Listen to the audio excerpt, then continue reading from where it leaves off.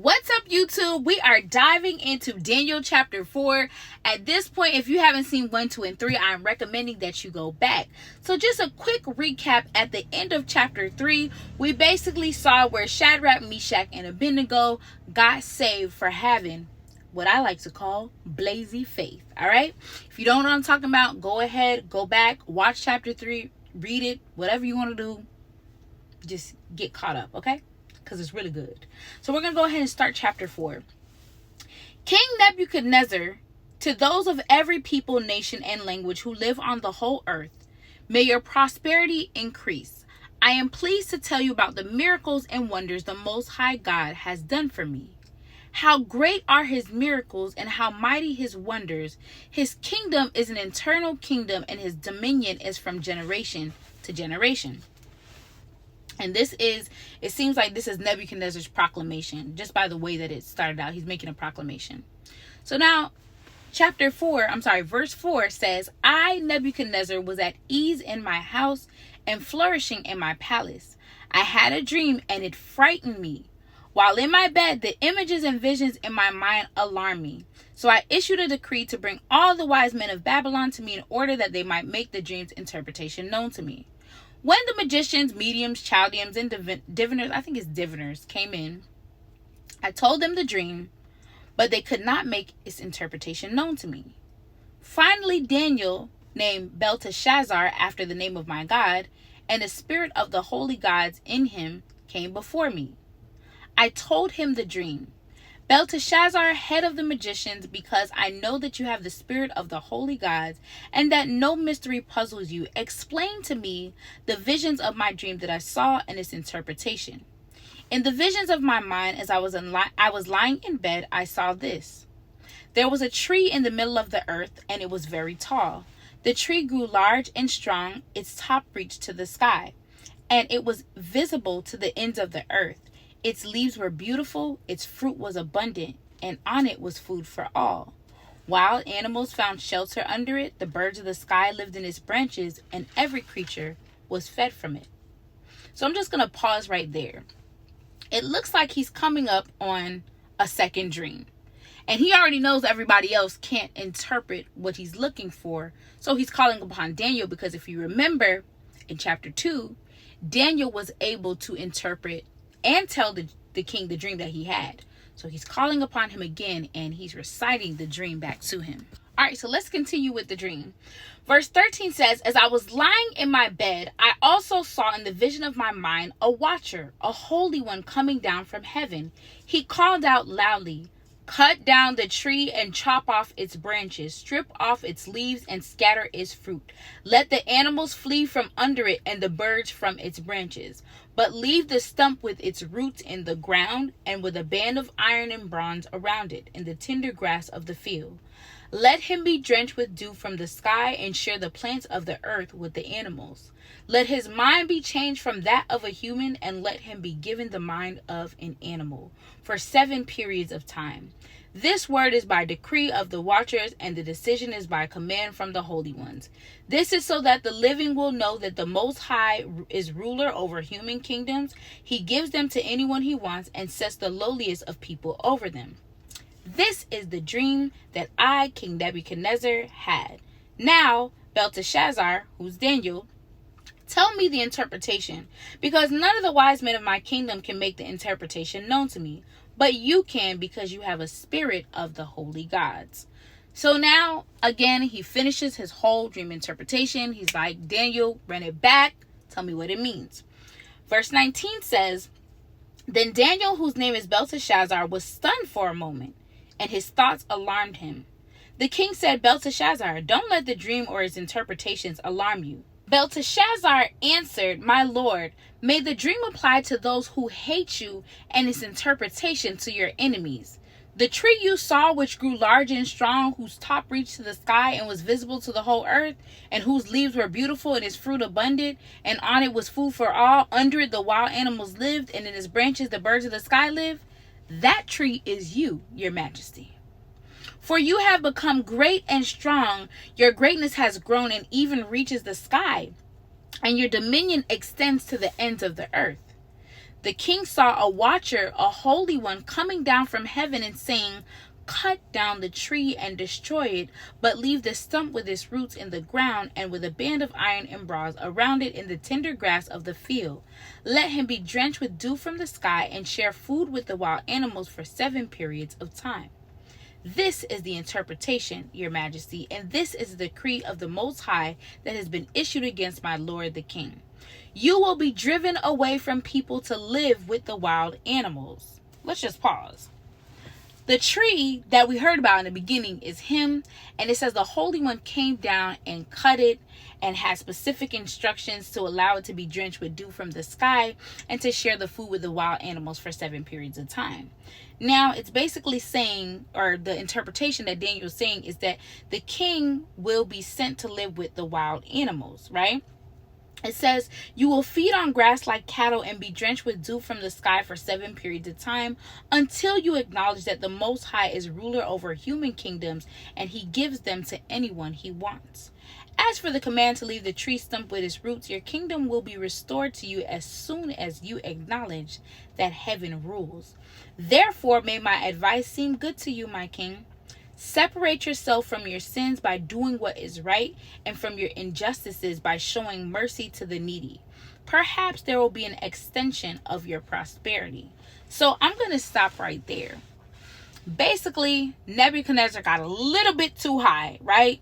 It says that his greatness has grown and has reached the sky, and his dominions extends to the ends of the earth. This is all awesome, but we also do know the king that we serve. And we know that the King of Kings and the Lord of Lords, our God, is a jealous God, right? So the way I'm interpreting that reading is that King Nebuchadnezzar has become too prideful. And in other words, he needs to acknowledge his sins, humble himself, and admit that it is the heavens who rule and not him, right? And I'm seeing that the Holy One is the one who will come and cut down the tree, because we all know that God opposes the proud. And this is an opportunity to humble him, because all of that you work for and that you built and you think that you're the ruler of and the owner of is going to be cut down. You're going to be living with wild animals, and you're going to have an opportunity to see that the same person who built you up is the same person who can take you down. And that's just pretty much how I interpret it. So let's continue with verse 28. It says, all this happened to King Nebuchadnezzar. At the end of 12 months, as he was walking on the roof of the royal palace in Babylon, the king exclaimed, is this not Babylon the Great that I have built to be a royal residence by my vast power and for my majestic glory? He tripping. Somebody better get him. Verse 31 says, while the words were still in the king's mouth, a voice came from heaven. King Nebuchadnezzar, to you it is declared that the kingdom has departed from you. You will be driven away from people to live with wild animals, and you will feed on grass like cattle for 7 periods of time until you acknowledge that the Most High is ruler over human kingdoms and he gives them to anyone he wants. Didn't Daniel say, therefore, may my advice seem good to you, my king? Separate yourself from your sins by doing what is right, and from your injustices by showing mercy to the needy, in verse 27. Did he listen? No. He proceeds to get on the rooftop and say, oh, look what I created. My royal kingdom created for my majestic glory. And guess what? The dream came to pass, and the voice from heaven was like, all right, bet. You don't want to listen? Your kingdom is being departed from you. And then it says, at that moment, the message against Nebuchadnezzar was fulfilled. He was driven away from people. He ate grass like cattle, and his body was drenched with dew from the sky until his hair grew like eagle's feathers and his nails like bird claws. I don't know. That sounds like something from Area 51, but I digress. Verse 34 says, but at the end of those days, I, Nebuchadnezzar, looked up to heaven, and my sanity returned to me. Then I praised the Most High and honored and glorified him who lives forever. For his dominion is an everlasting dominion, and his kingdom is from generation to generation. all the inhabitants of earth are counted as nothing, and he does what he wants with the army of heaven and the inhabitants of the earth. There is no one who can block his hand or say to him, what have you done? Verse 36 says, at that time my sanity returned to me, and my majesty and splendor returned to me for the glory of my kingdom. My advisors and my nobles sought me out. I was reestablished over my kingdom, and even more greatness came to me. Now I, Nebuchadnezzar, praise, exalt, and glorify the King of the heavens, because all his works are true and his ways are just. He is able to humble those who walk in pride. And I feel like that is the biggest lesson in this chapter, that he is able to humble those who walk in pride. God opposes the proud. It is best for us to live a life with humility. None of us are better than the other. None of us are bigger than the other. It doesn't matter what your skin color is, your hair, your eyes, your IQ, how many degrees you have, what level of sovereignty you feel like you've reached. None of us is bigger or better than the other. And we are definitely not more sovereign than the King of Kings and the Lord of Lords. And that is something that we need to recognize. So this is what happens to people who forget that God is sitting on the throne. He will humble you. But in order to not turn out like King Nebuchadnezzar, we can learn from this lesson that we should never not acknowledge that is the heavens who rule the earth and its inhabitants. So in other words, God always has the first and the last say in anything. And the moment that you think you're more superior than that, my friend, you might be up for a downfall. Just saying.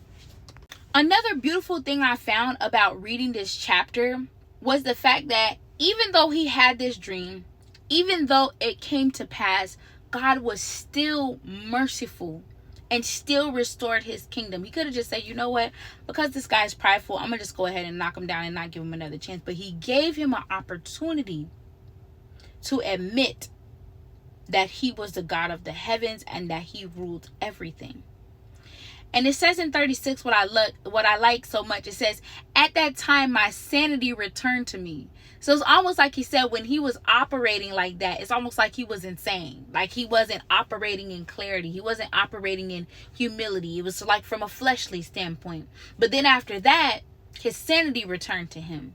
And he was okay again. And everything was restored. I would just recommend to my viewers who are watching this, always pray and ask God to make sure that you remain humble in every situation. Sometimes we won't even realize or know that we're being prideful, and that's okay. But we can continuously pray to God and ask him to help us to humble ourselves so that we do not fall into a place of pridefulness.